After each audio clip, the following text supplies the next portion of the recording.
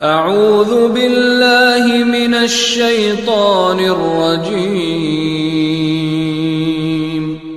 بسم اللہ الرحمن الرحیم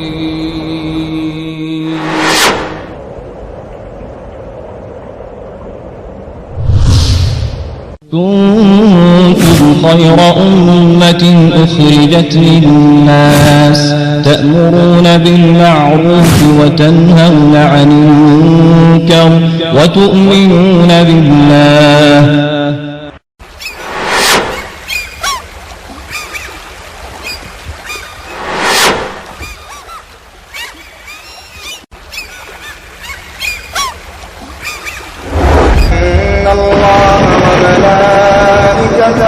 يصلون على النبي يا أيها الذين آمنوا صلوا عليه وسلموا تسليما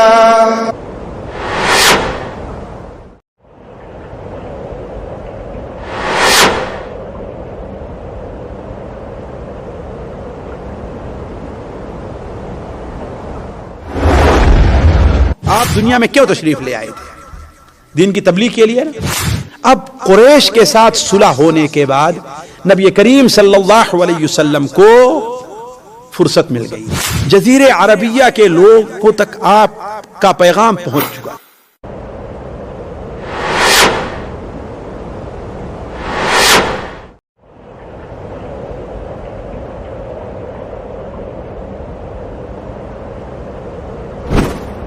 صلح حدیبیہ میں اصل میں مقصد یہ تھا کہ نبی کریم صلی اللہ علیہ وسلم عمرہ کے لیے نکلے تھے۔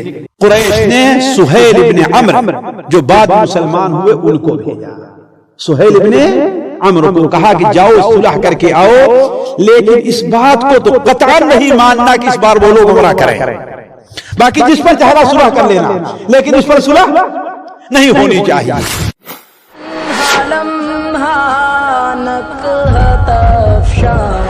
ان کی سنت پر سلام، لمحہ لمحہ نہ کہت افشاں، ان کی سنت پر سلام، رحمت للعالمین کے حسن سیرت پر سلام، نخل احسان و عطا صبح شرافت۔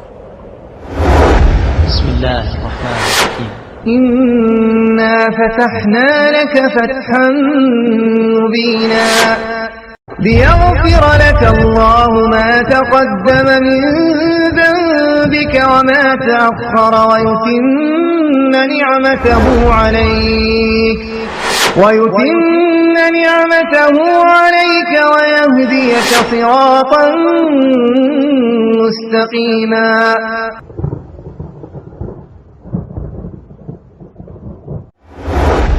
بسم اللہ الرحمن الرحیم، الحمدللہ رب العالمین والعاقبۃ للمتقین والصلاۃ والسلام علی رسولہ الکریم، اما بعد۔ حاضرین مجلس، سیرت النبی صلی اللہ علیہ وسلم ما حقیقت و نصیحت، اس کا آغاز کچھ ہی دیر میں ہوا چاہتا ہے۔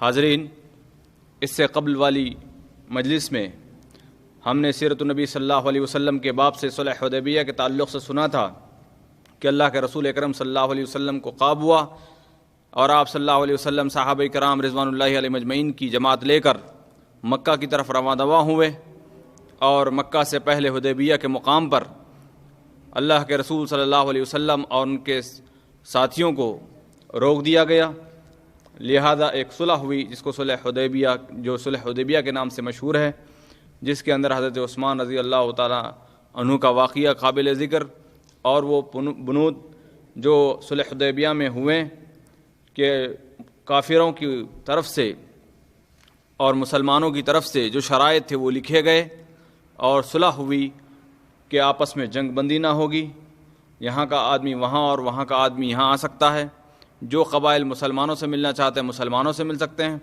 جو قبائل کفار مکہ سے ملنا چاہتے ہیں کفار مکہ کے ساتھ شامل ہو سکتے ہیں۔ لہذا یہ صلح مسلمانوں کے اوپر، صحابہ کرام پر بہت ہی بھاری گزری، لیکن اللہ رب العالمین نے اس کو فتح مبین سے تعبیر فرمایا کہ اے مسلمانوں کی جماعت، ہم نے آپ کو ایک بہت ہی واضح کامیابی عطا فرمائی۔ تو اسی کے سلسلے سے، اسی سے متعلق کیا وہ کامیابیاں تھیں اور کیا تھیں، انشاءاللہ تعالی شیخ محترم تفصیل سے سنیں گے۔ میں زیادہ وقت لیے بنا استاد محترم فضیلت الشیخ مقصود الحسن صاحب فیضی حفظ اللہ سے گزارش کرتا ہوں کہ سیرت النبی صلی اللہ علیہ وسلم حقیقت و نصیحت کی یہ 25ویں کڑی کا آغاز فرمائیں۔ جزاکم اللہ خیر و احسن الجزاء۔ السلام علیکم ورحمۃ اللہ وبرکاتہ۔ بسم اللہ الرحمن الرحیم۔ الحمد للہ رب العالمین الرحمن الرحیم مالک یوم الدین ونشهد ان لا الہ الا اللہ ونشهد ان سیدنا و مولانا محمدا عبده ورسولہ ارسلہ الی الناس کافۃ بشیرا ونذیرا اما بعد فإن خیر الحدیث کتاب اللہ وخیر الهدی هدی محمد صلی اللہ علیہ وسلم وشر الأمور محدثاتها وكل محدثة بدعة وكل بدعة ضلالة وكل ضلالة في النار۔ أعوذ بالله السميع العليم من الشيطان الرجيم، بسم الله الرحمن الرحيم۔ إنا فتحنا لك فتحا مبينا ليغفر لك الله ما تقدم من ذنبك وما تأخر ويتم نعمته عليك ويهديك صراطا مستقيما وینصرک اللہ نصرا عزیزا۔ سبحانک لا علم لنا الا ما علمتنا انک انت العلیم الحکیم۔ رب اشرح لی صدری ویسر لی امری واحلل عقدۃ من لسانی یفقہوا قولی واحلل عقدۃ من لسانی یفقہوا قولی۔ عزیز ساتھیو، پچھلی مجلس صلح حدیبیہ سے متعلق تھی اور بات یہاں تک پہنچی تھی کہ صلح نامہ جب لکھا جا چکا تو نبی کریم صلی اللہ علیہ وسلم نے مسلمانوں کو حکم دیا، لوگوں نے اپنی قربانی کے جانور ذبح کیے اور بال کٹائے، پھر 1.5 مہینہ تقریباً مدینہ منورہ سے غائب رہ کر کے نبی کریم صلی اللہ علیہ وسلم واپس ہوئے۔ اس درمیان حدیبیہ میں قیام کے دوران بھی اور راستے میں بھی کچھ حادثات پیش آئے ہیں جو باعث عبرت اور مفید ہیں، اس لیے ان کا بھی ذکر اس موقع پر کیا جاتا ہے۔ پہلی چیز یہ ہے کہ معاہدہ لکھا جا رہا تھا، بلکہ بعض روایات سے پتہ چلتا ہے کہ معاہدہ زبانی طور پر طے ہو گیا تھا، لکھنا باقی تھا۔ اسی درمیان ایک مسلمان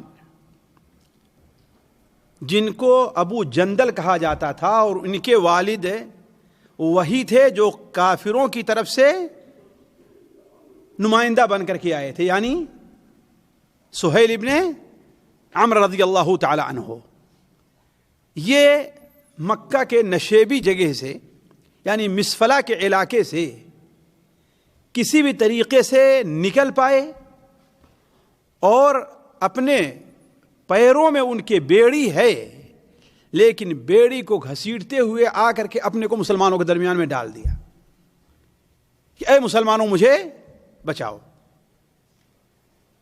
ظاہر بات یہ مرحلہ بڑا سخت تھا، بات چیت مکمل تھی، صرف لکھا نہیں گیا۔ سہیل ابن عمرو نے جو مشرکین کے نمائندے تھے انہوں نے کہا بس یہیں پر ہم رک جاتے ہیں۔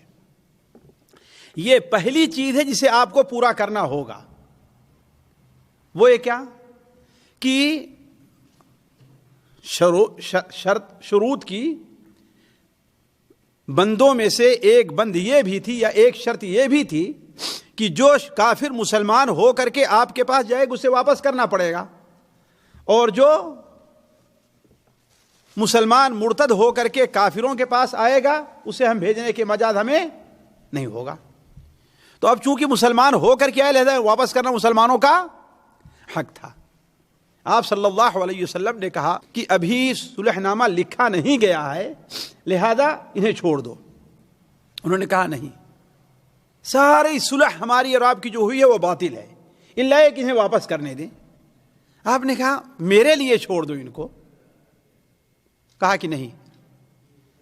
پھر دوبارہ آپ نے کہا کہ میری وجہ سے چھوڑ دو، میری سفارش پر ان کو چھوڑ دو.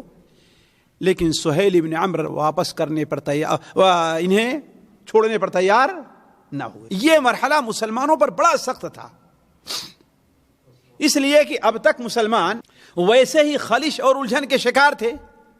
اس لیے کہ اولاً تو عمرہ کرنے کے لیے نکلے تھے. ہم اور آپ دوسرے لوگ حج کرنے جائیں، اگر راستے میں روک دیا تو کتنا بھاری پڑتا ہے، ذرا سوچیں آپ کتنا بھاری پڑتا ہے. چہ جائے کہ وہ لوگ جو ہم سے زیادہ ایمان رکھنے والے تھے اور مکہ مکرمہ ان کا وہاں پر گھر بھی تھا اور بالکل دروازے تک پہنچ چکے ہیں، اب انہیں وہاں سے واپس کر دیا جائے، کیا گزر رہی ہوگی. اور ادھر یہ شرط ہے کہ جو مسلمان ہو اسے واپس کرنا ہوگا.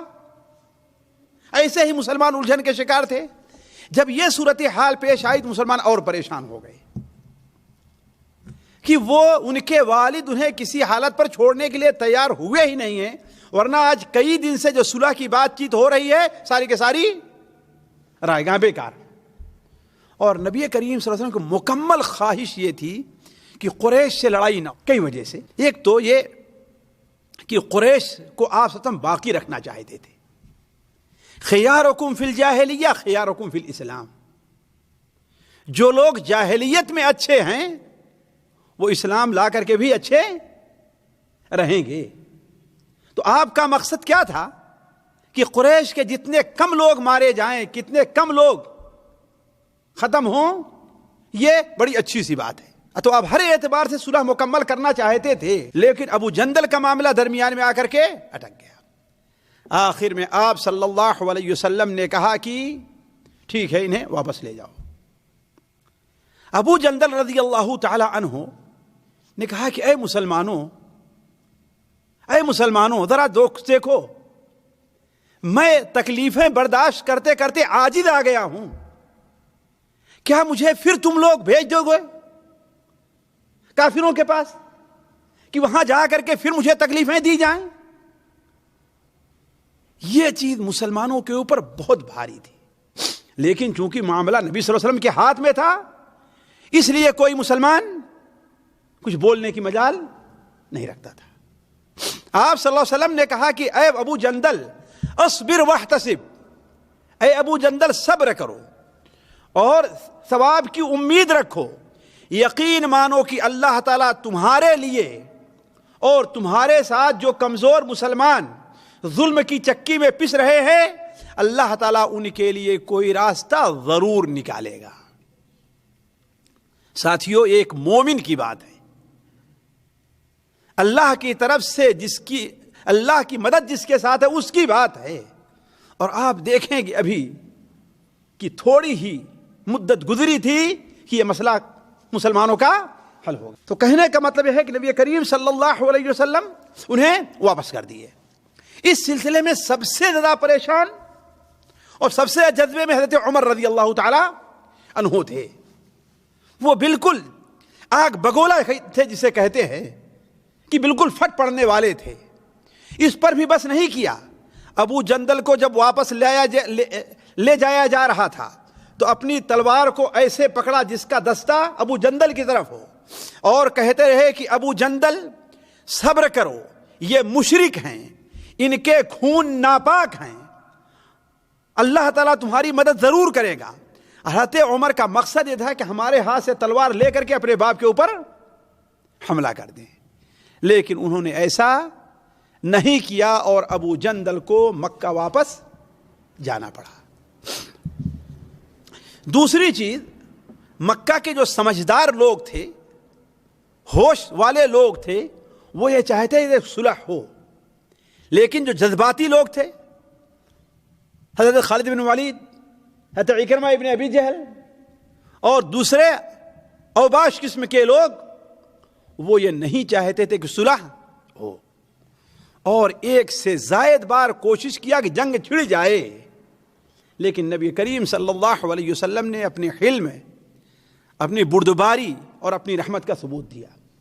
چنانچہ ابھی صلح کی بات چیت شروع نہیں ہوئی تھی کہ 80 جوان قریش کے تنعیم کی طرف سے، یعنی جہاں مسلمان ٹھہرے ہوئے اسے بائیں طرف سے پہاڑ سے اتر کر کے اچانک آئے کہ مسلمانوں کے اوپر حملہ کر دیا جائے، لیکن نبی کریم صلی اللہ علیہ وسلم نے ان کی نگرانی کے لیے لوگوں کو متعین کیا تھا۔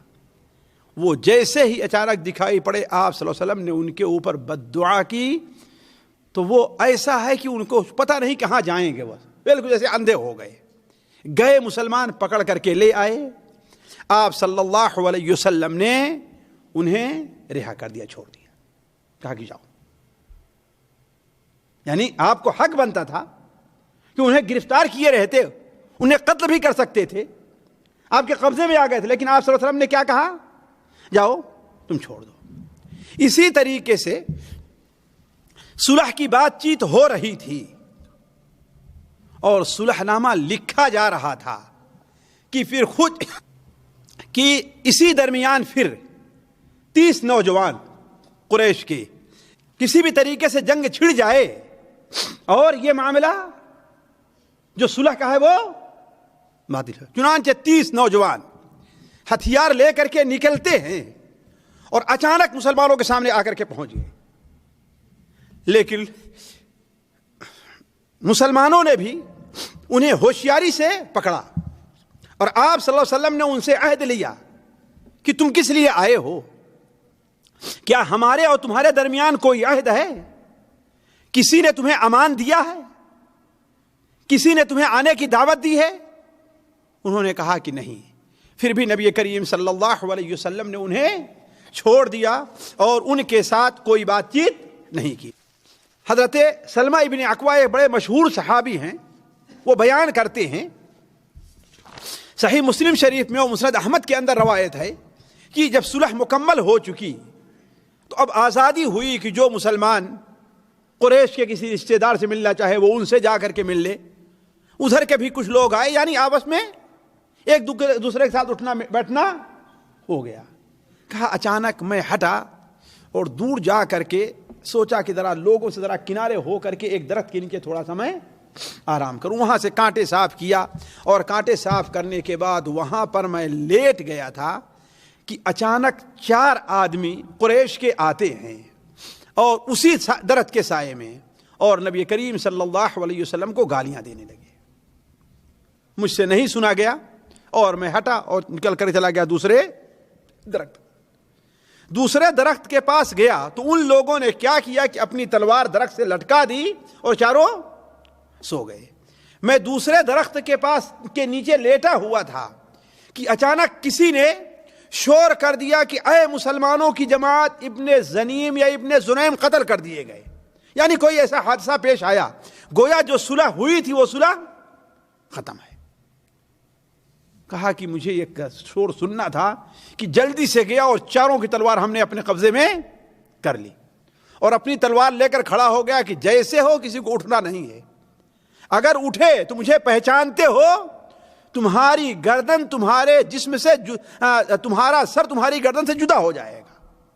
کہا ان چاروں کو میں ہکا کر کے نبی صلی اللہ علیہ وسلم کے پاس لایا اور میرے چچا عامر رضی اللہ تعالیٰ عنہ نے بھی پتہ نہیں کہاں سے انہوں نے 70 کافروں پر قبضہ کیا اور ان کو لے کر کے آئے۔ آپ صلی اللہ علیہ وسلم نے کہا کہ ان کی طرف سے برابر شرارت ہو رہی ہے، لیکن پھر بھی تم ان کو چھوڑ دو۔ ساتھیو، اسی یا انہی واقعات طرف اللہ تعالیٰ قرآن مجید میں ارشاد فرماتا ہے، هو الذی کف ایدیکم عنہم وایدیہم عنکم وایدیکم عنہم ببطن مکہ من بعد ان اظفرکم علیہم۔ اللہ ہی کی ذات ہے جس نے تمہارے ہاتھ کو ان سے روکے رکھا اور ان کے ہاتھ کو تم سے روکے رکھا بعد اس کے کہ تمہیں ان کے اوپر قبضہ مل گیا تھا۔ مکہ کی وادی میں تمہیں ان کے اوپر قبضہ مل گیا تھا، لیکن پھر بھی اللہ تعالیٰ نے روکے رکھا کہ آپس میں لڑائی نہ ہو۔ ایک فقہی مسئلہ ساتھیوں ہوا ایک بڑے مشہور صحابی کعب بن عجرہ رضی اللہ تعالی عنہ ہیں، بڑے مشہور صحابی، ان کی بہت سی حدیثیں ہیں۔ وہ بیان کرتے ہیں کہ میں حالت احرام میں تھا تو میرے سر میں جوں اتنی پڑی تھی کہ سامنے گر رہی تھی۔ اور جانتے ہیں کہ عرب کے لوگ ویسے ہی بڑے بڑے بال رکھنے کے عادی، اور اس وقت جہاں اتنا پانی نہیں، اور کہاں تقریباً 15 دن 20 دن ہو گیا ہے اس حالت میں سر میں پانی نہیں لگائے، تو جوں گر رہی تھی۔ صحیح بخاری شریف کے اندر ہے کہ آپ صلی اللہ علیہ وسلم نے کہا یؤذیک حوام رأسک، تیرے سر میں جو کیڑے ہیں وہ تجھے تکلیف دے رہے، پریشان کر رہے ہیں۔ حالانکہ حالت احرام میں بال چھلانا جائز نہیں۔ آپ صلی اللہ علیہ وسلم نے کہا کہ ٹھیک ہے تم اپنے بال کو چھلاؤ۔ اسی وقت قرآن مجید کی آیت نازل ہوتی ہے سورہ بقرہ کے اندر ہے فمن کان منکم مریضا او بہ اذی من رأسہ ففدیۃ من صیام او صدقۃ او نسک، تم میں سے جو بیمار ہو یا اس کے سر میں کوئی تکلیف ہے تو وہ بال تو کٹائے، اسے فدیہ دینا پڑے گا، من صیام او صدقۃ او نسک، یعنی یا تو روزہ رکھے 3 دن کا روزہ، یا 6 مسکینوں کو کھانا کھلائے، یا پھر ایک بکری ذبح کرے۔ ساتھیوں یہیں سے علماء نے یہ مسئلہ لیا ہے کہ کوئی آدمی حالت احرام میں ہے اور حالت احرام میں جو چیز منع ہیں، جو چیزیں منع ہیں شکار کے علاوہ اور عورت کے ساتھ جمع کے علاوہ، عام جو ہیں لباس پہننا، بال کا چھلانا، یا یہ چیزیں ہیں، ایسے لوگوں کے لیے یہ آسانی ہے کہ اگر انہیں مجبور کر دیا جائے یا مجبور ہو جائیں احرام کے مخالف کسی چیز کے استعمال کا، مثال کے طور پر آپ جا رہے ہیں احرام باندھ کر کے عمرہ کرنے کے لیے، حج کرنے کے لیے، آپ کو راستے میں روک لیا گیا دشمنوں نے یا چیک پوسٹ پر روکا اور مجبور کیا کہ آپ کپڑا پہنیں، آپ کپڑا پہنیں، تو ایسی صورت میں آپ کے لیے یہ جائز ہے کہ آپ پہن لیں۔ یا کوئی آدمی بیمار ہے، اس کے پیر میں تکلیف ہے، اسے موزہ ضرور پہننا ہے، موزہ ضرور پہننا ہے۔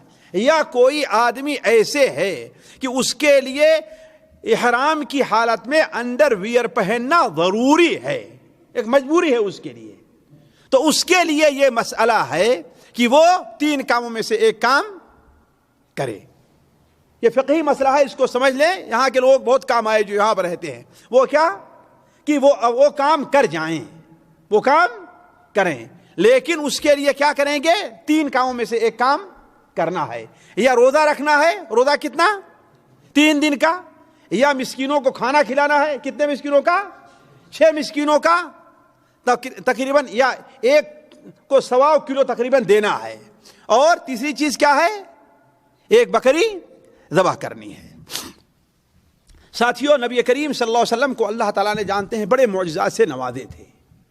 اس سفر میں بھی آپ صلی اللہ علیہ وسلم کے ساتھ بہت سے معجزے آپ کے ہاتھوں ظاہر ہوئے۔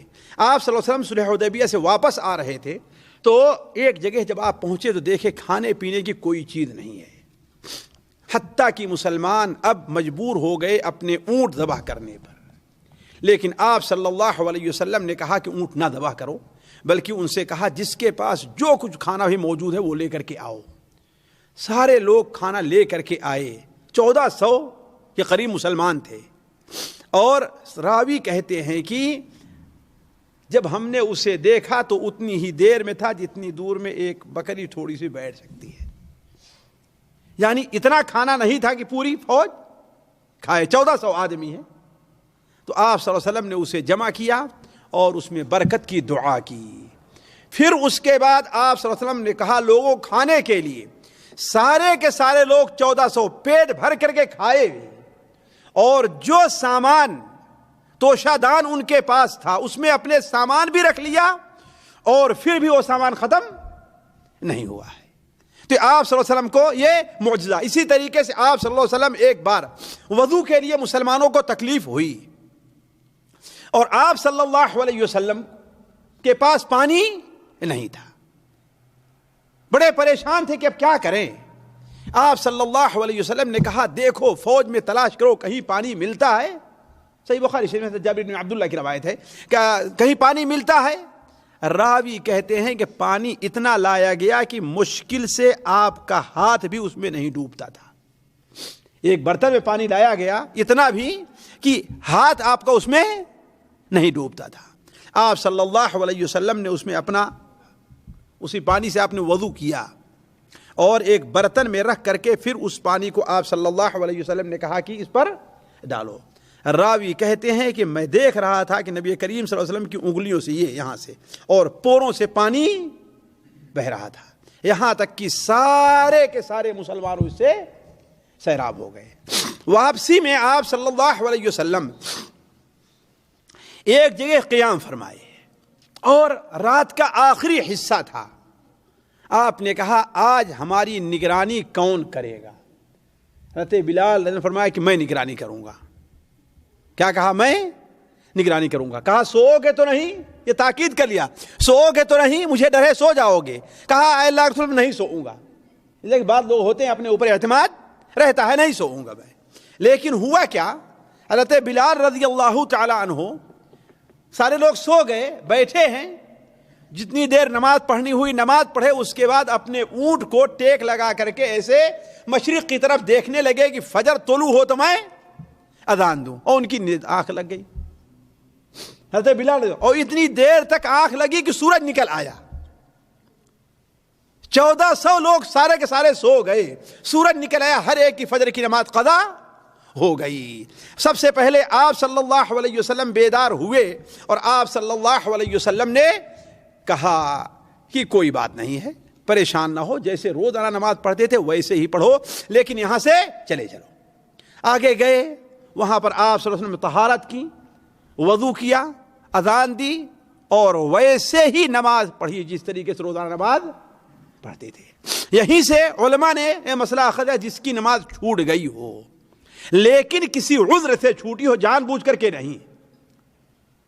بہت لوگ بڑی آسانی سے گئے چلو بھائی بعد میں قضا پڑھ لیں گے, یہ نہیں ہے, یہ گناہ ہے اور بہت بڑا گناہ ہے. یہ چوری اور زنا سے بڑا بھی گناہ ہے یہ کہ چلو بھائی ابھی یہاں کہاں نماز پڑھنے کی جگہ نہیں ہے, چلو گھر چل کر کے ہم پڑھ لیں گے, مغرب کے بعد پڑھ لیں گے یا مغرب کو عشاء کے ساتھ پڑھ لیں گے, یہ نہیں ہے. اگر کسی کی نماز عذر سے چھوٹی ہے, کسی مجبوری سے سو گیا, بھول گیا یا اور کوئی ایسی وجہ ہے, تب تو اس کی قضا کی جائے گی اور اس کا کوئی گناہ نہیں ہے. راستے میں نبی کریم صلی اللہ علیہ وسلم تشریف لے آ رہے تھے. حضرت عمر رضی اللہ عنہ آپ کے قریب آئے, اس لیے کہ حضرت عمر نے چونکہ اپنے اعتبار سے کچھ گستاخی کی تھی نبی کریم صلی اللہ علیہ وسلم کے ساتھ صلح حدیبیہ کے موقع پر, جیسے پچھلے مجلس میں ہم اس کا ذکر آیا تھا کہ آپ پاس گئے اور کہے کہ اے اللہ کے رسول صلی اللہ علیہ وسلم, کیا آپ نے ہم سے وعدہ نہیں کیا تھا کہ ہم عمرہ کرنے جا رہے ہیں؟ کیا ہم حق پر نہیں ہیں اور یہ کافر لوگ باطل پر ہیں؟ کیا ہم اگر مارے جائیں گے تو جنت میں نہیں جائیں گے اور یہ جہنم میں جائیں گے؟ یہ سارا اقرار کروا لینے کے بعد کہتے ہیں پھر اے اللہ کے رسول صلی اللہ علیہ وسلم, ہم آخر ان کے سامنے نیچے بن کر کے کیوں رہے؟ اتنی بات کہی تھی نا, اور اس پر بھی نہیں تھا, ابوبکر کی خدمت میں گئے, اس لیے انہیں ذرا بہت خلش تھی. تو راستے میں آپ سے ایک بات پوچھی, آپ نے کوئی جواب نہیں دیا. دوسری بار پوچھا, آپ نے کوئی جواب نہیں دیا. تیسری بار پوچھا, آپ نے کوئی جواب نہیں دیا. تو عمر نے کہا کہ شاید اللہ کے رسول ہم سے ناراض ہیں اور اپنی سواری کو یہاں سے دور بھگایا, کہیں ایسا نہ ہو کہ میرے اوپر اللہ کا کوئی عذاب نازل ہو جائے. ساتھیوں دیکھیے, یہ ہے جب ایمان زندہ رہتا ہے تو ایمان معمولی سی غلطی پر انسان کس قدر خوفزدہ رہا کرتا ہے. اسی لیے حضرت انس بن مالک بیان فرماتے ہیں کہ ہم لوگ جن گناہوں کو ایسا سمجھتے تھے کہ اس سے انسان ہلاک اور برباد ہو جانے والا ہے, تم لوگ ان گناہوں کو بالکل ہلکا سا سمجھتے ہو, کوئی ہلکے نہیں. حضرت عبداللہ مسعود نے کہا کہ مومن کی مثال یہ ہے, اگر کوئی گناہ کا کام اس سے ہوتا ہے تو یہ سمجھتا ہے گویا اس کے اوپر پہاڑ کہیں آ کر کے نہ گر جائے, اور کافر اور منافق کی مثال ایسی ہے، کوئی گناہ ہو جیسے اس کے ناک کے اوپر مکھی بیٹھی اور اس نے مکھی کو ہٹا دیا۔ آج ہم گناہ پر گناہ کیے جاتے ہیں، نمازیں چھوٹتی ہیں، جھوٹ بولتے ہیں، دھوکہ دیتے ہیں، سب کچھ ہوتا ہے، گالیاں بکتے رہتے ہیں، لیکن کوئی پرواہ ہمیں نہیں رہا کرتی۔ کیوں؟ اس لیے کہ ہمارا دل مردہ ہے، ایمان مردہ ہے، ہمارا ایمان ہے جس کے اصلاح کی ضرورت ہے ساتھیوں۔ اس لیے خصوصاً اس نقطے پر میں توجہ دلا رہا ہوں کہ اپنے گناہوں سے انسان خوف کرے، اور پھر جب اللہ کی پکڑ آتی ہے تو کہتے ہیں ارے ہم نے پتہ نہیں کون سا بڑا گناہ کیا تھا کہ ہماری اللہ کے تم نے نیکی کون سی کی ہے؟ سوچو کیا نیکی کی ہے تم نے؟ صبح سے شام تک اگر گنے تو تیرے گناہ اتنے ہو جائیں گے کہ پہاڑ کے برابر ہو جائیں تیرے گناہ۔ لیکن سوچ، جب ایمان ہو تب نا تجھے معلوم ہو کہ گناہ کیا ہے، یہ تو معلوم ہو۔ نماز نہیں پڑھتا انسان، کوئی پرواہ رہتی اسے؟ کوئی پرواہ نہیں۔ جماعت چھوٹ جاتی ہے، بلا وجہ کمرے میں بیٹھا گپ کر رہا ہے، کوئی پرواہ رہتی ہے؟ کوئی پرواہ نہیں رہتی۔ اس کا مطلب کیا ہے؟ کہ ہم نے دین کو سمجھا ہی نہیں، ہم نے دین کو صرف پیری مریدی میں سمجھا ہے۔ ہم یہ نہیں سمجھتے کہ مسجد طرف آنا بھی یہ کوئی اتنی اہم نیکی ہے، ہم نہیں سمجھتے اس کو۔ تو عرض کرنے کا مقصد کہ اگر ایمان زندہ رہتا ہے تو انسان اپنی کوتاہیوں اور اپنی غلطیوں کے پر اتنا پریشان اور شرمندہ رہا کرتا ہے۔ تو حضرت عمر رضی اللہ عنہ کہے کہ ہم نے بھگایا اپنی سواری کو، کہیں ایسا نہ ہو کہ میرے اوپر کوئی عذاب آ جائے۔ کیوں؟ اس لیے کہ اللہ کے رسول سے ہم ناراض ہیں، ہم سے ہماری باتوں کو جواب نہیں دیے۔ لیکن کہتے ہیں میں تھوڑی ہی دور گیا تھا کہ کوئی شخص پکار رہا ہے، اے خطاب کے بیٹے، اے خطاب کے بیٹے۔ ہم نے کہا اب تو ہلاکت یقینی اور لازمی ہے۔ کہا کہ تمہیں اللہ کے رسول صلی اللہ علیہ وسلم بلا رہے ہیں، اے خطاب کے بیٹے تمہیں اللہ کے رسول صلی اللہ علیہ وسلم بلا رہے ہیں۔ اور جب میں آپ کے پاس آیا اور آپ سے سلام کیا تو آپ صلی اللہ علیہ وسلم نے بیان فرمایا لقد انزلت علی اللیلۃ سورۃ لہی احب الی مما طلعت علیہ الشمس ثم قرأ انا فتحنا لک فتحا مبینا۔ کیا کہا آپ صلی اللہ علیہ وسلم نے؟ آج رات میرے اوپر ایک سورت نازل ہوئی ہے۔ اور حضرت عمر کے سوال کا واقعہ بھی کیا تھا؟ یہ معاملہ رات ہی کو تھا، رات میں چل رہے تھے۔ آج رات میرے اوپر ایک سورت نازل ہوئی ہے جو سورت میرے نزدیک دنیا اور دنیا کی ساری چیزوں سے بہتر ہے۔ وہ یہ کیا ہے؟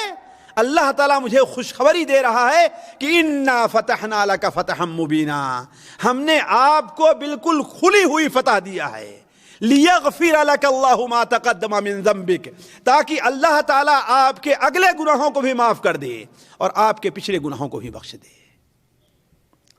یہ معمولی فتح ہے، یہ معمولی خوشخبری ہے کہ اللہ تعالیٰ کسی بھی لغزش پر، اگر ہم اسے گناہ نہ کہیں تو کسی بھی لغزش کے اوپر اللہ تعالیٰ آپ کی گرفت نہیں کرے گا۔ اب یہ مسئلہ الگ ہے کہ نبی کریم سے یا نبیوں سے انبیاء سے گناہ ہوتا ہے کہ نہیں، یہ الگ مسئلہ ہے۔ لیکن ابھی میں آیت ترجمہ کر رہا ہوں جو ہمارے ہاں یہ ترجمہ کیا جاتا ہے کہ اللہ تعالیٰ آپ کے طفیل میں آپ کی امت کے اگلے پچھلے گناہوں کو معاف کر دے، یہ بالکل غلط ترجمہ ہے۔ صحابہ کرام اور علماء تفسیر میں سے کسی نے یہ ترجمہ نہیں کیا، یہ غلط ترجمہ ہے۔ اصل ترجمہ یہی ہے، لیکن اب مسئلہ یہ آئے گا کہ نبی کریم صلی اللہ علیہ وسلم کے گناہ کی کیفیت یا نبیوں گناہ کیفیت کیا ہوتی ہے، وہ الگ مسئلہ ہے۔ تو عرض کرنے کا مقصد، آپ صلی اللہ علیہ وسلم نے ارشاد فرمایا کہ ہمارے اوپر ایک ایسی صورت نازل ہوئی ہے کہ جو میرے لیے دنیا اور دنیا میں جو کچھ اس سے بہتر ہے۔ حضرت عمر نے کہا اے اللہ کے رسول، یہ فتح ہے جو ہم کر کے آ رہے ہیں، یہ فتح ہے؟ آپ نے کہا ہاں یہ فتح ہے، اللہ تعالیٰ اسے فتح کر رہا ہے۔ تو حضرت عمر کہتے ہیں کہ یہ سن لینے کے بعد کہ اللہ تعالیٰ بھی اسے فتح کر رہا ہے، میرے دل کو سکون مل گیا۔ اور کچھ مسلمانوں نے کہا اے اللہ کے رسول صلی اللہ علیہ وسلم، اللہ تعالیٰ نے آپ کو بڑی نعمت سے نوازا ہے، خوشخبری ہو آپ کے لیے، مبارک ہو آپ کے لیے کہ اللہ تعالیٰ فرما رہا ہے کہ لیغفر لک اللہ ما تقدم من ذنبک۔ لیکن آخر ہمیں کیا ملنے والا ہے؟ ہمیں کیا ملنے والا ہے؟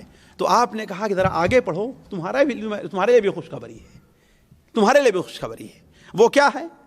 لیدخل المؤمنین والمؤمنات جنات تجری من تحتها الانہار ویکفر عنہم سیئاتہم وکان ذلک عند اللہ فوزن عظیما، تاکہ مومنین کو، مرد ہیں یا عورت، انہیں جنت میں داخل کرے، ان کے گناہوں کو بخش دے، ان کے گناہوں کو بخش دے۔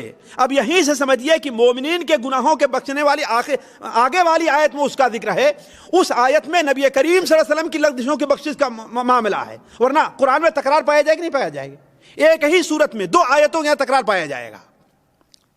یہ لوگ نہیں سمجھتے، یہ لوگ نہیں سمجھتے، صرف جذبات سے باتیں کرتے ہیں۔ تو آپ صلی اللہ علیہ وسلم بیان فرمایا کہ تمہارے لیے اللہ تعالیٰ نے کیا بیان فرمایا؟ تاکہ اللہ تعالیٰ مومنوں کو ایسی جنت میں داخل کرے جس کے نیچے نہریں جاری ہیں، وَيُكَفِّرَ عَنْهُمْ سَيِّئَاتِهِمْ، اور ان کے گناہوں کو معاف کر دے۔ اللہ تعالیٰ کے نزدیک یہ بڑی عظیم کامیابی ہے۔ ساتھیو، آگے بڑھنے سے پہلے ہم یہ دیکھ لیں کہ صلح حدیبیہ کا فائدہ کیا ہے بظاہر، اور مسلمانوں نے اسے سمجھا۔ تبھی حضرت عمر کہتے ہیں کہ میرا دل، البتہ وہاں میدان میں رہ کر کے جذبات اس قدر مجروح تھے کہ وہ لوگ اس بارے میں کچھ سوچے ہی نہیں، سوچنے کے لیے تیار نہیں تھے۔ پہلا بڑا فائدہ تو یہ تھا کہ اب تک قریش مسلمانوں کو کوئی قوم ماننے کے لیے تیار تھے ہی نہیں، خانے کعبہ میں داخل ہونے کے تسلیم کر رہے ہیں کہ ہاں بھی یہ بھی دنیا میں ایک قوم ہے کہ نہیں؟ تبھی تو ان کے ساتھ صلح کیا نا، اگر ان کا وجود نہ مانتے صلح کرنے کی کیا بات ہوتی؟ یہ بہت بڑی کامیابی تھی مسلمانوں کے لیے جو مسلمانوں نے حاصل کی۔ دوسری چیز، جو قبیلے مسلمانوں کے خیر خواہ تھے، مسلمانوں کے خیر خواہ تھے، لیکن قریش کی وجہ سے دبے ہوئے تھے۔ کیوں؟ اس لیے قریش خانے کعبہ کے متولی تھے، ان کی وجہ سے دبے ہوئے تھے۔ اب ان کے اوپر سے قریش کی سیادت ختم ہو گئی اور مسلمانوں کی سیادت ان کے اوپر آ رہی تھی۔ تبھی تو قریش نے کہا جو قبیلہ آپ کے ساتھ ملنا چاہے آپ کے ساتھ مل جائے، اور جو ہمارے ساتھ ملنا چاہے وہ ہمارے ساتھ مل جائے۔ اسی لیے بنو خزاعہ کس کے ساتھ ہوئے تھے؟ نبی صلی اللہ علیہ وسلم کے ساتھ ہو گئے، اور بنو بکر، ان دونوں کو یاد رکھیں گے، اس کے بعد دوسرے یا تیسرے درس میں اس کی ضرورت پڑے گی، بنو خزاعہ کو اور بنو بکر۔ یعنی جب یہ صلح ہو گئی، اس صلح کے اندر یہ بات رہی کہ جو قبیلہ، جو جماعت مسلمانوں کا ساتھ دینا چاہے ان کے ساتھ ہو لے، اور جو کافروں قریش کے ساتھ رہنا چاہے ان کا ساتھ دے دے۔ تو بنو خزاعہ کس کے ساتھ گئے؟ نبی صلی اللہ علیہ وسلم کے ساتھ انہوں نے بیعت، عہد اور معاہدہ کر لیا، اور بنو بکر نے کفار کے ساتھ۔ تیسری چیز، مسلمانوں کو اب فرصت مل گئی تھی سب سے بڑے دشمن، سب سے بڑے مخالف سے۔ اس لیے کہ دنیا میں سب سے بڑے مخالف کون تھے آپ کے؟ قریش تھے نا، اور 10 سال تک صلح ہو گئی ہے۔ گویا اس 10 سال میں آپ اپنے دوسرے دشمنوں سے آپ کو نپٹنے کا موقع مل گیا، جیسے یہود وغیرہ ہیں۔ اور چوتھا بڑا فائدہ یہ تھا کہ اب تک مسلمان بھگائے جا رہے تھے، جو مسلمان ہوتا تھا اسے راندا جا رہا تھا، لیکن اب مسلمانوں کو دین کی تبلیغ کا موقع مل گیا ہے۔ اسی لیے دیکھیں کتنا فائدہ ہوا کہ ابھی تک کتنے لوگ حاضر ہوئے تھے یہاں پر؟ جی 1400 تھے نا بھائی۔ اتنا ہی مان لیے کتنے ہی لوگوں کو لاکھ مدینہ منورہ میں چھوڑا ہوگا، ہے نا؟ لیکن 2 سال کی مدت بھی نہیں گزری ہے۔ آپ جب فتح مکہ کے لیے گئے ہیں تو آپ کے ساتھ کتنے مسلمان تھے؟ 10,000 تھے۔ کتنے؟ 10,000 مسلمان تھے۔ ذرا سوچیں آپ، دین کی تبلیغ میں کتنی کم ہے۔ تو آخر یہ بظاہر جو بندیں تھی، جو شرطیں تھی مسلمانوں کے خلاف تھیں، لیکن حقیقت میں کیا ہیں؟ یہ سب شرطیں مسلمانوں کے خیر میں تھیں۔ اور ایک فائدہ یہ بھی ہوا کہ قریش کے بڑے بڑے پہلوان جن کی قیادت پر قریش کو ناز تھا، حضرت خالد بن ولید، حضرت عمرو بن عاص، حضرت طلحہ، یہ لوگ اسی درمیان مسلمان ہو کر کے مسلمانوں کے پاس چلے آئے، ہے کہ نہیں؟ یعنی قریش کا بازو کیا ہے، ٹوٹ گیا تھا۔ ان میں لے دے کر کے اب چند پہلوان اور بہادر حضرت اکرمہ بن ابی جہل اور دوسرے ایسے لوگ رہ گئے تھے بس، ورنہ ان کے سارے جو جیالے تھے، دل گردے تھے، ان کے پہلوان وہ کیا ہے، وہ مسلمان ہو کے مدینہ منورہ چلے آئے۔ اور سب سے بڑا فائدہ یہ ہوا کہ کمزور مسلمان مرد اور جو عورت تھے ان کا مسئلہ حل ہو گیا. اب آپ کہیں گے وہ کیسے؟ یہاں تو مسئلہ بگڑا ہوا تھا لیکن حل کیسے ہوا؟ وہ اس طریقے سے ساتھیو. نبی کریم صلی اللہ علیہ وسلم مدینہ منورہ آئے، تشریف لے آئے، تو ہوا یہ کہ کچھ عورتیں مسلمان ہو کر کے مدینہ منورہ چلی آئیں، قریش کی تھی، اور اندازہ لگائیں کہ ان میں ام کلثوم رضی اللہ تعالی عنہا جو مکہ کے بدترین جو مسلمانوں کے دشمن تھے ان کی بیٹی تھی، اور ابھی بالکل نوجوانی یا جوانی کے بالکل ابتدائی مرحلے میں تھی، لیکن اللہ نے ان کے دل میں ایمان ڈالا. وہ چند عورتوں کے ساتھ کہاں چلی آئیں؟ مدینہ منورہ چلی آئیں. اب جب آ گئیں تو کفار کے لوگ انہیں واپس آنے کے لیے آئے. آپ نے انکار کر دیا. کیوں؟ آپ نے معاہدہ خلاف ورزی کی؟ جی نہ، آپ معاہدہ خلاف ورزی نہیں کرتے تھے، لیکن آپ نے انکار کر دیا، واپس کر دیتے. اس کی ساتھیوں دو وجہ تھی. ایک وجہ تو یہ تھی کہ دیکھیے انسان کو چاہیے کہ ہوشیار رہے، جو اپنے ساتھ چالاکی کرے اس کے ساتھ بھی. ہوا یہ تھا کہ کفار قریش کے لوگ شرط جو لگا رہے تھے ان میں ایک ایسا لفظ استعمال کیا جس سے مسلمانوں کو یا اللہ تعالی کے رسول صلی اللہ علیہ وسلم کو ایک موقع دشمن تھے ان کی بیٹی تھی، اور ابھی بالکل نوجوانی یا جوانی کے بالکل ابتدائی مرحلے میں تھی، لیکن اللہ نے ان کے دل میں ایمان ڈالا. وہ چند عورتوں کے ساتھ کہاں چلی آئیں؟ مدینہ منورہ چلی آئیں. اب جب آ گئیں تو کفار کے لوگ انہیں واپس آنے کے لیے آئے. آپ نے انکار کر دیا. کیوں؟ آپ نے معاہدہ خلاف ورزی کی؟ جی نہ، آپ معاہدہ خلاف ورزی نہیں کرتے تھے، لیکن آپ نے انکار کر دیا، واپس کر دیتے. اس کی ساتھیوں دو وجہ تھی. ایک وجہ تو یہ تھی کہ دیکھیے انسان کو چاہیے کہ ہوشیار رہے، جو اپنے ساتھ چالاکی کرے اس کے ساتھ بھی. ہوا یہ تھا کہ کفار قریش کے لوگ شرط جو لگا رہے تھے ان میں ایک ایسا لفظ استعمال کیا جس سے مسلمانوں کو یا اللہ تعالی کے رسول صلی اللہ علیہ وسلم کو ایک موقع مل گیا. وہ یہ کیا؟ انہوں نے یہ شرط لگائی تھی کہ انہو لا یأتیک منا رجل، تمہارے پاس ہمارے میں سے جو مرد آئے گا بھاگ کر کے. یہ نہیں کہا جو انسان آئے گا، یہ نہیں کہا جو شخص آئے گا، یہ نہیں کہا جو فرد آئے گا. کیا لکھا تھا وہاں پر؟ جو مرد آئے گا.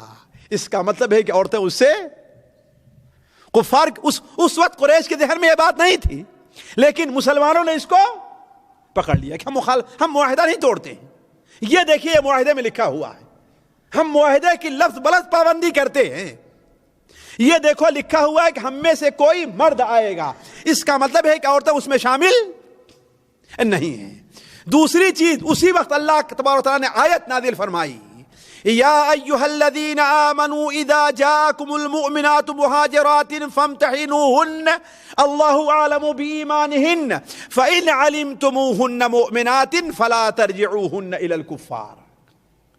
اے مسلمانوں، اگر تمہارے پاس عورتیں ہجرت کر کے آئیں تو تم ان کے ایمان کا امتحان لو، جانچ کرو.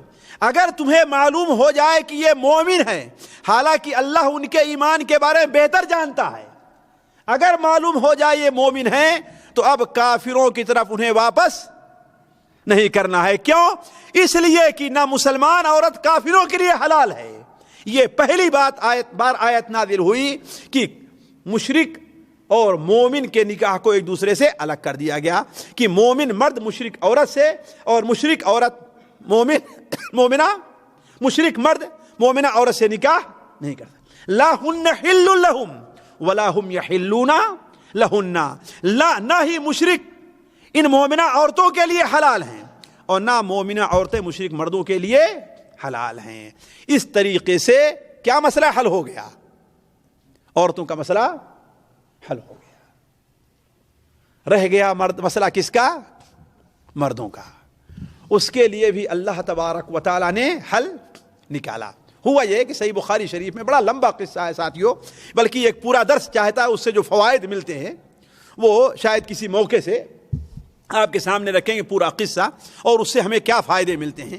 ایک صحابی تھے ابو بصیر، یہ اصل میں رہنے والے تھے طائف کے، رہنے والے تھے طائف کے، ثقفی تھے، قریش کے نہیں تھے، لیکن مکہ جا کر کے قریش سے معاہدہ کر لیا تھا اور وہیں پر رہ رہے تھے، لہذا ان کا شمار بھی اہل مکہ میں تھا، یعنی اگرچہ ان کا شمار قریشیوں میں نہیں تھا لیکن ان کا شمار اہل مکہ میں تھا۔ وہ ان مسلمانوں میں تھے ابو جندل کے طریقے سے کہ جنہیں پکڑ کر کے باندھ دیا گیا تھا، پیروں میں بیڑی ڈال دی گئی تھی اور انہیں تکلیفیں دی جاتی تھی۔ ہوا یہ کہ اسی مدت میں پتہ نہیں انہیں کیسے موقع مل گیا اور نکل کر کے بھاگ کھڑے ہوئے۔ کہاں؟ مدینہ منورہ۔ مدینہ منورہ آئے تو ان کے پیچھے قریش نے 2 لوگوں کو بھیجا کہ جاؤ لے کر کے آؤ۔ آپ صلی اللہ علیہ وسلم کے پاس ابو بصیر آئے۔ ابو بصیر نے کہا اے اللہ کے رسول صلی اللہ علیہ وسلم، یا اے مسلمانوں، انہوں نے مجھے بڑی تکلیف دی ہے، اب مجھ سے ان کی تکلیف برداشت نہیں ہوتی، اس لیے چھوڑ کر کے میں بھاگ آیا ہوں، مجھے آپ واپس کر دیں گے؟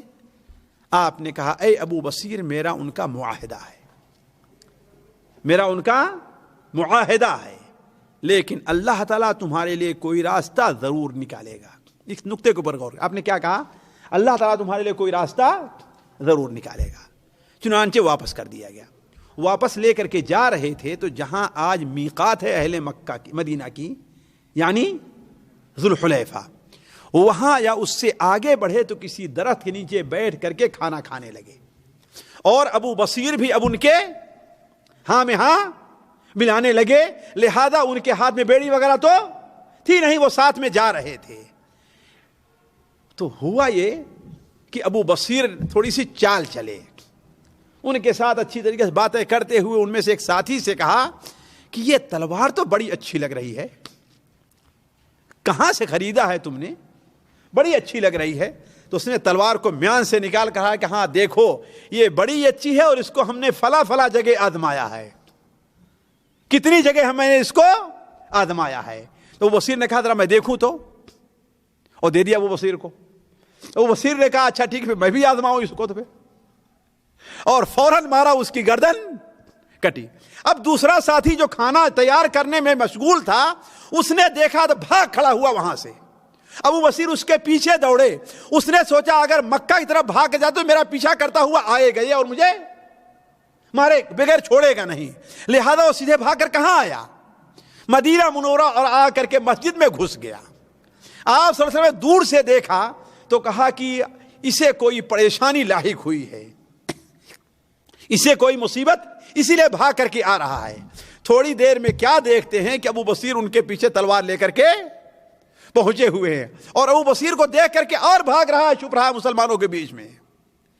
آپ نے کہا کہ ابو بصیر نے کہا اے اللہ کے رسول صلی اللہ علیہ وسلم، اللہ نے اب آپ کو وعدہ پورا کر دیا ہے نا، آپ نے واپس کر دیا نا، ہے نا، یہ تو میرا کام تھا، میں ان سے نپٹ لیا۔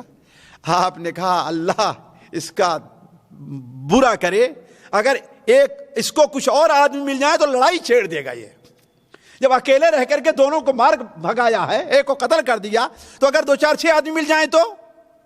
ابو بصیر نے کہا کہ ایسا لگ رہا ہے کہ اگر دوبارہ ہمیں کوئی لینے آیا تو پھر بھی آپ واپس کریں گے، اور اس بار میں جاؤں گا تو مجھے قتل ہی ہونا ہے، لہذا انہوں نے جب یہ موقع دیکھا تو وہاں سے نکلے اور جا کر کے سمندر کے کنارے العیس، جہاں آج واقع ہے شہر، اس علاقے میں جا کر کے ٹھہر گئے، اور مکہ مکرمہ میں جو کمزور لوگ تھے ان تک کہلا بھیجا، یہاں تک کہ دھیرے دھیرے مکہ مکرمہ میں جو اس قسم کے کمزور، ابو جندل بھی وہاں پر چلے گئے جن کا ذکر بھی آیا تھا، اور دوسرا کوئی بھی مسلمان ہوتا، یہاں تک کہ 40 حتیٰ کی بات 70 لوگ، لیکن 40 کی روایت صحیح ہے، 40 یا 30 وہاں پر جا کر کے اکٹھا ہو گئے، اور ظاہر بات 30 ڈاکوؤں کا گروپ ایک اچھا گروپ ہوتا ہے۔ اب کیا کرنے لگے، چونکہ قریش کا قافلہ ادھر سے جایا کرتا تھا، لہذا کوئی قافلہ قریش کا گزرتا تو ان کے آدمی کو قتل کر کے اس کے اوپر قبضہ کر لیتے تھے. اور ظاہر بات ہے جو جنگلوں میں ڈاکو رہتے ہیں ان کے اوپر قبضہ پانا، فوج بھی ان کے اوپر قبضہ نہیں پاتی. آپ لوگ جانتے ہیں کہ نہیں؟ مکہ کے لوگ بڑی کوشش کیے لیکن کوئی مسئلہ حل نہیں ہو رہا ہے. تو پھر کیا خبر بھیجتے ہیں نبی کریم صلی اللہ علیہ وسلم کے پاس کہ اے اللہ کے رسول آپ ایسا، اے ابو القاسم ایسا کیجئے کہ ان لوگوں کو بلا لیجئے اپنے پاس، اور اس صلح کو، اس شرط کو ہم ختم کرتے ہیں. جو آدمی مسلمان ہو کر کے جائے آپ کے یہاں رہے، کم سے کم اس مصیبت سے تو فرصت مل جائے گی ہم لوگوں کو. اس طریقے سے کمزور مسلمان تھے، ان کا ہی مسئلہ حل ہو گیا. ساتھیو، آگے بڑھنے سے پہلے ہم یہ چاہتے ہیں کہ صلح حدیبیہ سے متعلق کچھ ہمیں فائدے ہوئے ہیں، ہم اس کا ذکر عام طور پر نہیں چھیڑتے ان فوائد کا، لیکن یہ ہے کہ ہم ان کا ذکر یہاں پر مناسب سمجھتے ہیں. دیکھیے، اس لیے کہ یہ فائدے کی چیز ہے. پہلی چیز فقہی مسئلہ ہے. وہ کیا ہے کہ اگر کوئی آدمی حج اور عمرے کا احرام باندھتا ہے اور اسے روک دیا گیا، اب نہیں جا سکتا ہے، تو اب کیا کرے گا وہ؟ اب کیا کرے گا؟ آپ گئے یہاں سے، آپ کو واپس کر دیا گیا، یا نعوذ باللہ من ذالک ایک آدمی جا رہا ہے، اس کی گاڑی کا ایکسیڈنٹ ہو گیا اور معمولی چوٹ لگی یا کچھ بھی ہوا کہ اجراءات میں اب عرفہ کا دن اس سے فوت ہو گیا ہے، تو اب کیا کرے گا وہ؟ ایک بکری ذبح کرے اور بال چھلا کر کے حلال ہو جائے. ہمارے یہاں لوگ غلطی کرتے ہیں، جو روک دیا گیا تو واپس چلے آئے. نہیں، اصل چیز یہ ہے کہ وہیں پر جہاں ہے اسی قریب، دیکھیں دین کے معاملے کو ہمیشہ آگے رکھنا چاہیے. ایک جانور ذبح کر کے اپنا سر چھلا کر کے حلال ہو جائیں. اب اس عمرے کی یا اس حج کی قضا واجب نہیں ہے، الا یہ کہ حج فرض رہا ہو، فرض حج رہا ہو تو دوبارہ کرنا ہی ہے. لیکن اس حج کی، اس عمرے کی قضا لیکن کر لے تو الگ مسئلہ، لیکن واجب نہیں ہے. جیسے کہ اللہ کے رسول صلی اللہ علیہ وسلم تشریف لے جا رہے تھے، آپ نا، ہے کہ نہیں؟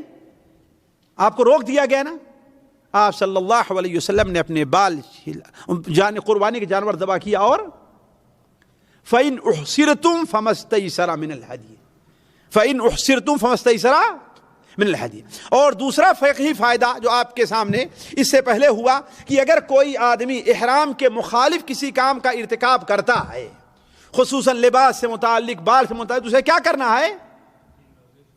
3 روزے یا 6 مسکینوں کو کھانا کھلانا، یا تیسرا ایک فقہی مسئلہ اور ہے. وہ یہ ہے کہ اگر انسان کسی جگہ پر ہے اور بارش ہو رہی ہے، تھوڑی ہی کیوں نہیں بارش ہو رہی ہو، ہلکی ہی بارش کیوں نہیں ہو رہی ہے، لیکن بھیگنے کا ڈر ہے، خاص طور پر یہاں کا موسم ہے تو سردی کا موسم ہے نا، یہ نہیں کہ بالکل موسلا دار ہی بارش ہو رہی ہو. لوگ اس سلسلے میں بڑے کوتاہ ہیں.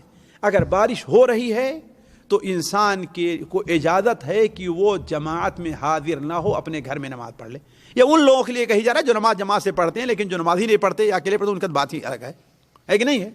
لیکن جو لوگ جذبہ اور شوق رکھتے ہیں جماعت نماز پڑھنے کے لیے، ان کے لیے کیا ہے؟ یہ آسانی ہے. چنانچہ سنن ابن ماجہ میں، سنن ابو داؤد میں، سنن نسائی میں ابی بن کعب سے مروی ہے کہ ہم لوگ نبی کریم صلی اللہ علیہ وسلم حدیبیہ کے میدان میں تھے، کہ مقام پر تھے، تو کیا ہوا کہ آسمان سے بارش ہوئی.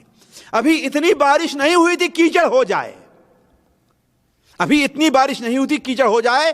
پھر بھی اللہ کے رسول صلی اللہ علیہ وسلم کے منادی نے، پکارنے والے نے پکار لگائی کہ الا صلوا فی رحالکم، تم لوگ اپنے اپنے خیموں میں نماز پڑھ لو. تو یہ فقہی مسئلہ ہے کہ بارش ہو رہی ہے، بارش ہو رہی ہے جس سے کپڑے تر ہو جانے کا.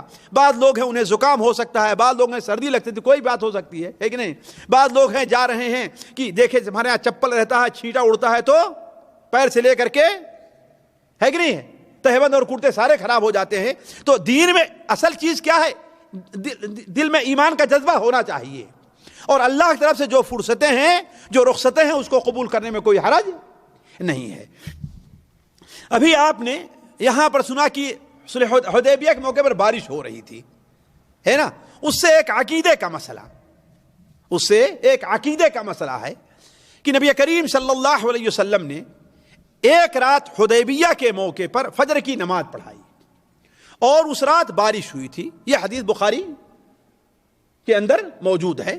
حضرت زید بن خالد الجہنی سے رضی اللہ تعالیٰ عنہ سے مروی ہے، وہ بیان کرتے ہیں کہ آپ نے نماز پڑھائی اور نماز پڑھانے کے بعد آپ نے کہا کہ اللہ تعالیٰ فرماتا ہے، گویا یہ کیا ہے؟ حدیث قدسی ہے. اللہ تعالیٰ فرماتا ہے کہ آج صبح کو میرے کچھ بندے مومن ہو کر کے صبح کر رہے ہیں اور میرے کچھ بندے کافر ہو کر کے صبح کر رہے ہیں. وہ کیسے بھائی؟ میرے کچھ بندے صبح ہو رہی ہے تو وہ مومن ہیں اور کچھ بندے ایسے ہیں جو صبح ہو رہی ہے تو وہ کافر ہیں، چاہے بڑے کافر ہوں یا چھوٹے. بڑے کفر کا ارتکاب کرو کہ اسلام سے خارج ہو جاتا ہے، یا چھوٹے کفر کا ارتکاب ہے کہ ناشکری ہے لیکن ہے. آپ نے فرمایا، صحابہ کرام نے فرمایا وہ کیسے؟ کہا کہ جو شخص یہ کہتا ہے کہ اللہ تعالیٰ کے فضل سے بارش ہوئی ہے، اللہ کا فضل ہے کہ اس نے اچھی بارش نازل کی ہے، یہ لوگ تو مومن ہیں. اور اگر جو کہتا ہے کہ ہاں فلاں موسم کی وجہ سے بارش ہو گئی ہے، فلاں نچھتر کی وجہ سے بارش ہو گئی ہے، تو وہ گویا کی کفر کر رہا ہے. وہ کیا ہے؟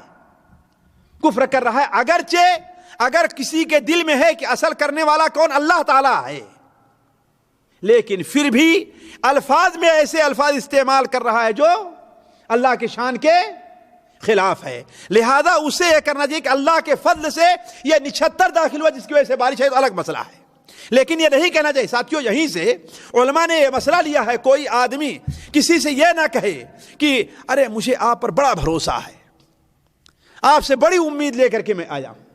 کہتے ہیں نا، میں بڑی امید لے کر کے آؤں گا، میرا کام یہ آپ سے ہو جائے گا. ایسا نہیں کہنا چاہیے. کیوں؟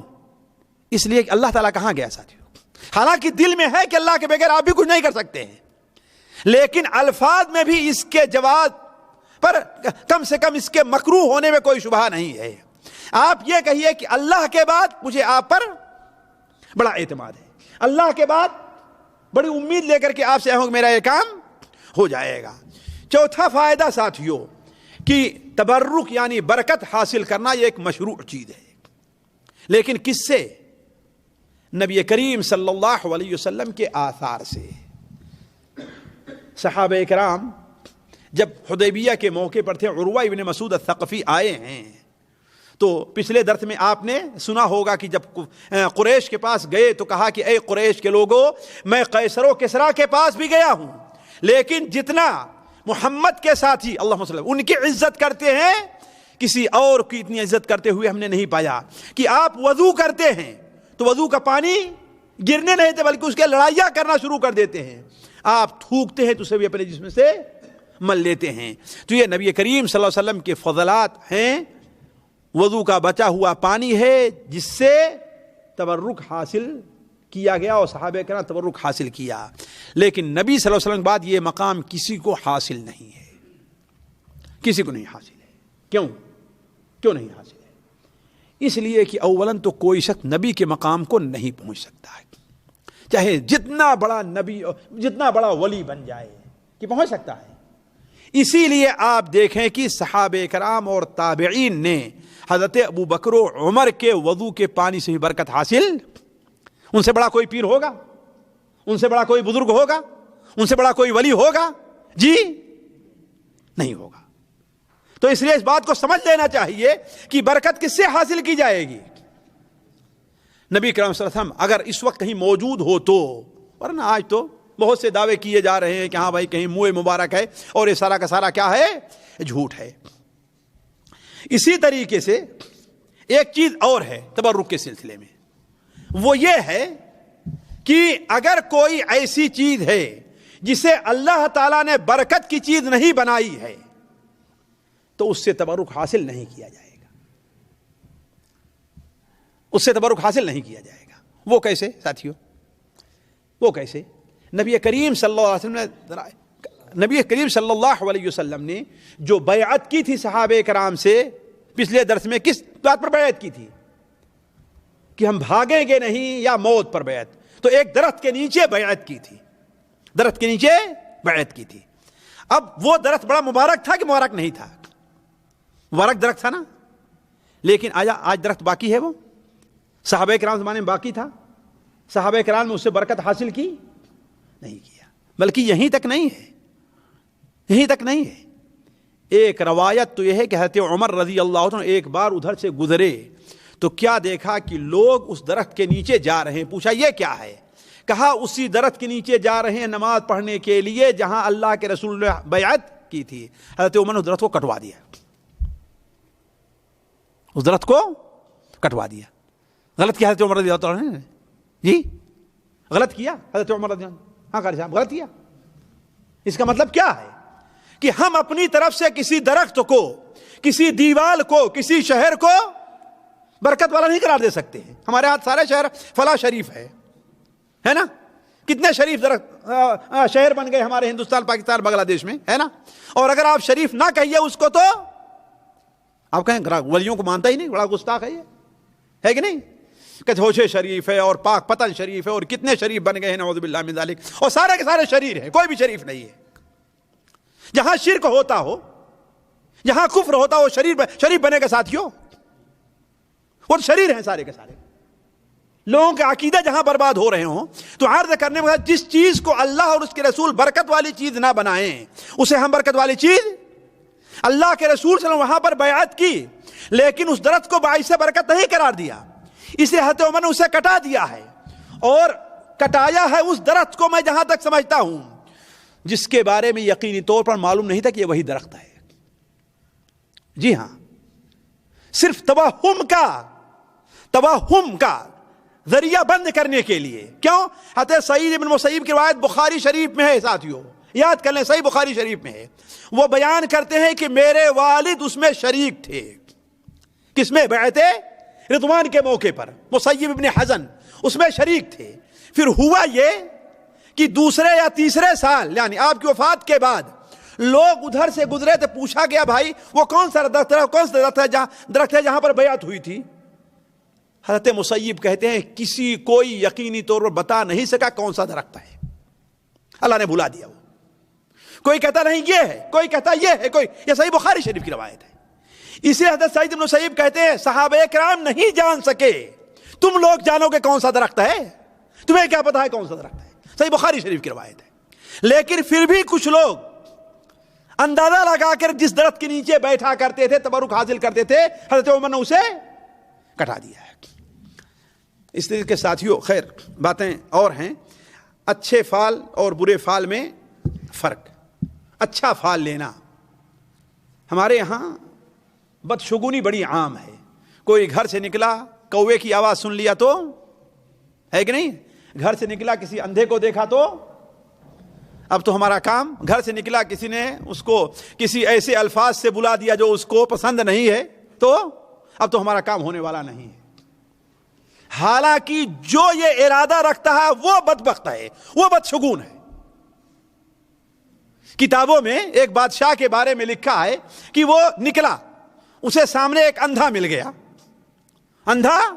گیا، بدشگونی لی اور اندھے کو اٹھا کر کے جیل میں کر دیا، اور جب گیا جس مہم پر جا رہا تھا اس میں کامیاب ہو کر کے واپس آیا تو اندھے کو باہر نکالا۔ جب باہر آیا اندھا ظاہر بات غصے میں تھا، پوچھتا ہے بادشاہ سلامت یہ بتائیے مجھے آپ نے جیل میں کیوں کیا؟ کہا کہ اس لیے کہ تمہیں دیکھ کر کے ہم نے بدشگونی لی تھی۔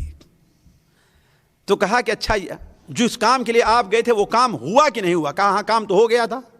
کہا یہ بتائیے بدشگونی لینے کا زیادہ حقدار کون ہے، میں ہوں کہ آپ ہے؟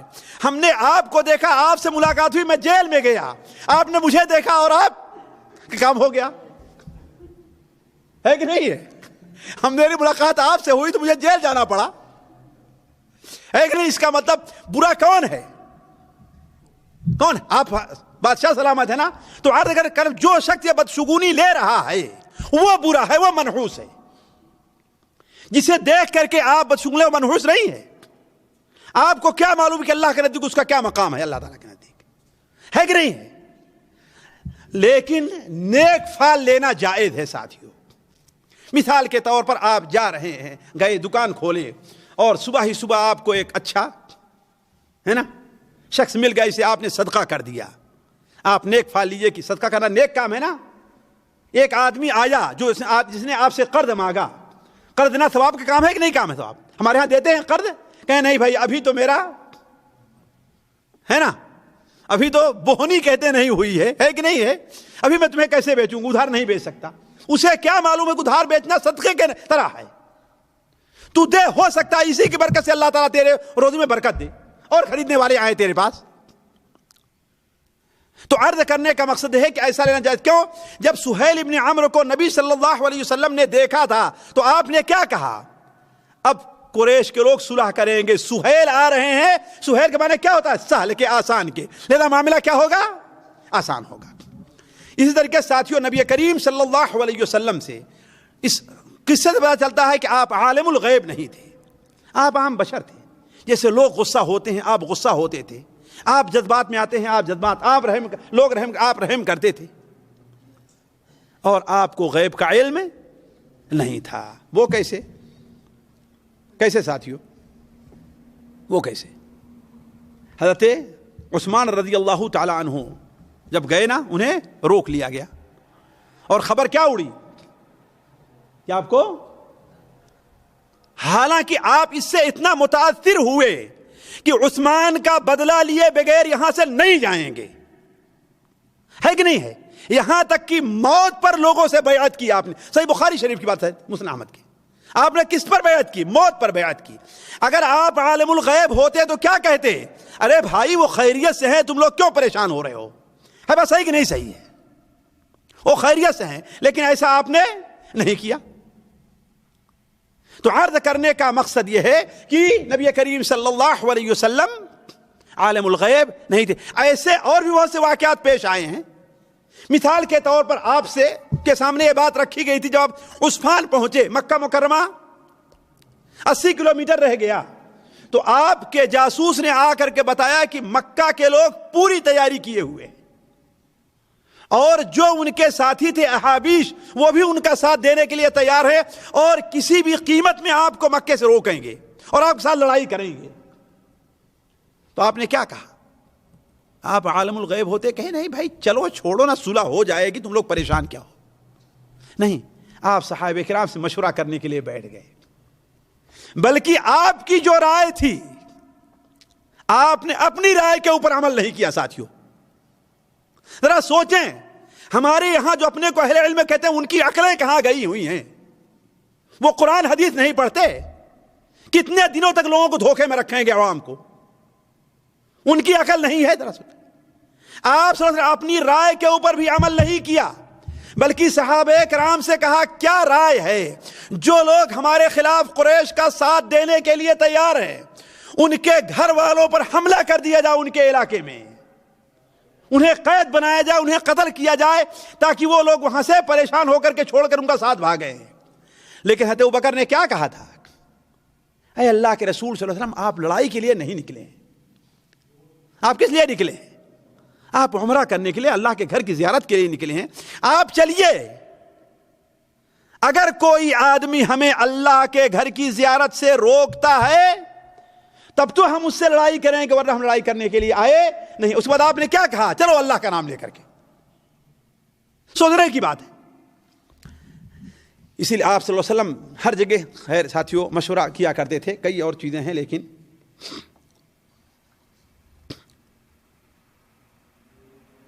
ایک اور بڑی اہم چیز ہے, ہمیں اس پر سوچنا چاہیے. جس جگہ, بلکہ دو فائدے اور لیتے چلیں, اور ہم اس میں بڑی غلطی کے اوپر ہیں ساتھیوں, بڑی غلطی پر ہیں.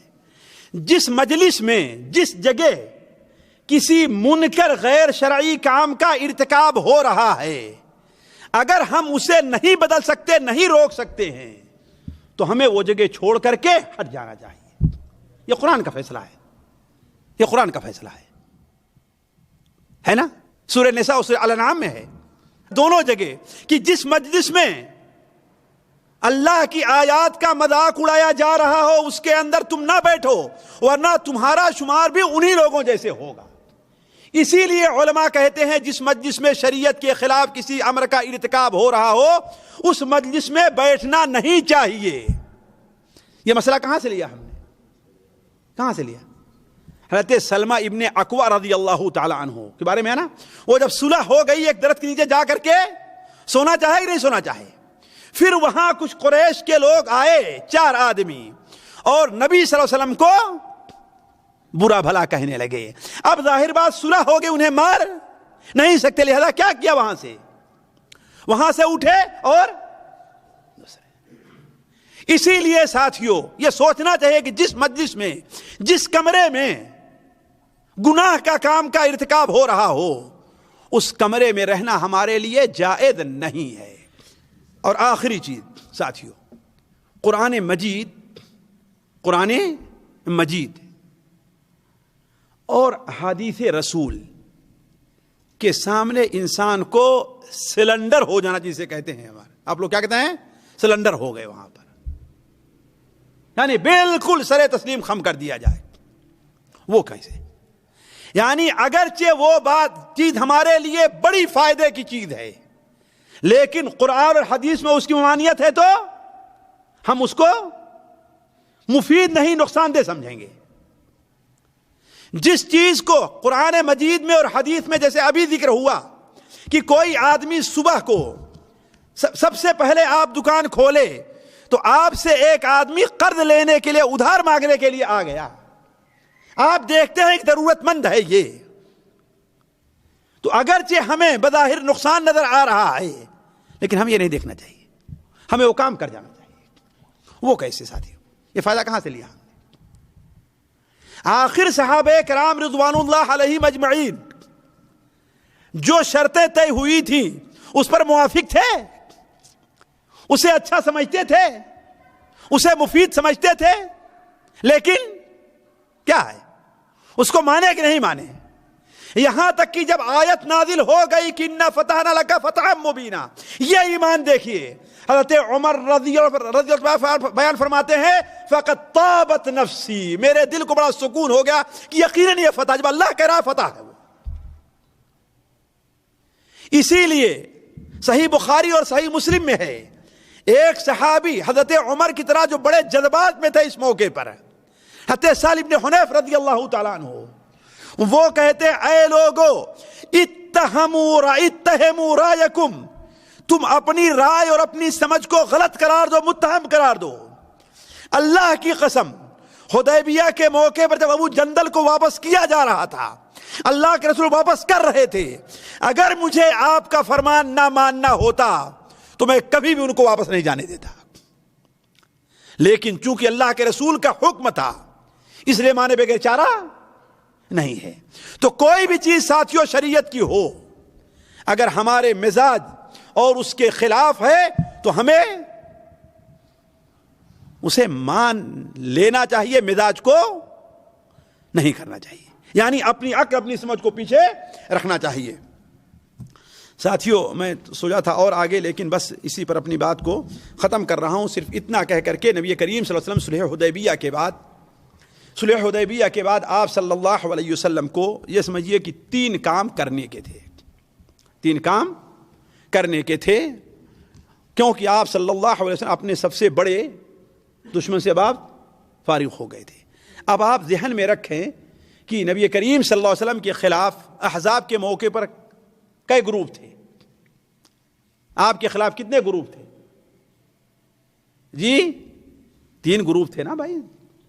ایک گروپ قریش کا تھا، ایک یہود کا تھا اور ایک بدوی قبائل کا تھا. یہی تو 3 تھے نا، یہی 3 تھے نا. اور تینوں اکٹھا ہو کر کے مدینہ منورہ پر حملہ کرنا چاہے تھے. اس کے جو سب سے بڑا گروپ جو تھا، سب سے بڑا گروپ اور سب سے بڑا دشمن جو تھا، نبی کریم صلی اللہ علیہ وسلم کو ان کی طرف سے اب اطمینان ہو گیا تھا. کس کی طرف سے؟ مکہ کے قریش کی طرف سے. 2 باقی رہ گئے تھے، لہذا اللہ کے رسول ان کے لیے فارغ ہو گئے. وہ کون؟ یہود. اسی لیے آپ صلی اللہ علیہ وسلم ذی الحجہ میں واپس آئے تھے نا، ذی الحجہ سن 6 ہجری میں، محرم 7 ہجری میں فتح خیبر کا آپ نے قصد کیا، جیسا کہ اگلی مجلس میں آئے گا، ہے نا۔ اور جو تیسرا گروپ تھا، بدوؤں کا قبیلہ تھا، آپ صلی اللہ علیہ وسلم نے اس کی سرکوبی کے لیے بھی آپ نے قدم بڑھایا، اور آنے کے چند ہی دنوں کے بعد غزوہ غابہ یا غزوہ ذو قرد پیش آیا ہے، جس کا ذکر اگلی مجلس میں آیا۔ آپ کا ایک کام اور تھا، آپ دنیا میں کیوں تشریف لے آئے تھے؟ دین کی تبلیغ کے لیے نا۔ اب قریش کے ساتھ صلح ہونے کے بعد نبی کریم صلی اللہ علیہ وسلم کو فرصت مل گئی تھی، جزیرے عربیہ کے لوگوں تک آپ کا پیغام پہنچ چکا تھا۔ جزیرے عربیہ کے ارد گرد جو کچھ بادشاہ تھے، جو بادشاہتیں تھیں، جو حکومتیں تھیں، نبی کریم صلی اللہ علیہ وسلم نے انہی دنوں میں بعد روایت میں غزوہ خیبر سے پہلے ہی آپ نے انہیں خطوط لکھے، انہیں آپ نے خطوط لکھا۔ مصر کے بادشاہ کو بھی آپ نے خط لکھا، کسرا جو ایران کا تھا اس کو بھی آپ نے خط لکھا، قیصر جو روم کا تھا آپ نے اس کو بھی خط لکھا، حبشہ کا نجاشی تھا اس کو بھی آپ نے خط لکھا، بحرین کا جو تھا اس کو بھی آپ نے خط لکھا۔ ان چاروں بلکہ سیرت کی کتابوں میں آپ کے 22 خطوط کا ذکر ملتا ہے۔ کتنا؟ 22 خط، یعنی 22 حاکموں کو آپ نے خطوط بھیجے تھے اور ہر ایک کو دین کی دعوت دی تھی، جس کا تفصیلی ذکر انشاءاللہ اگلی مجلس میں آئے گا۔ اللہ تبارک و تعالیٰ سے دعا ہے کہ اللہ تعالیٰ ہمیں اور آپ کو نبی کریم صلی اللہ علیہ وسلم کی سیرت پر عمل کرنے، اس کو اچھی طریقے سے سمجھنے کی توفیق عطا فرمائے۔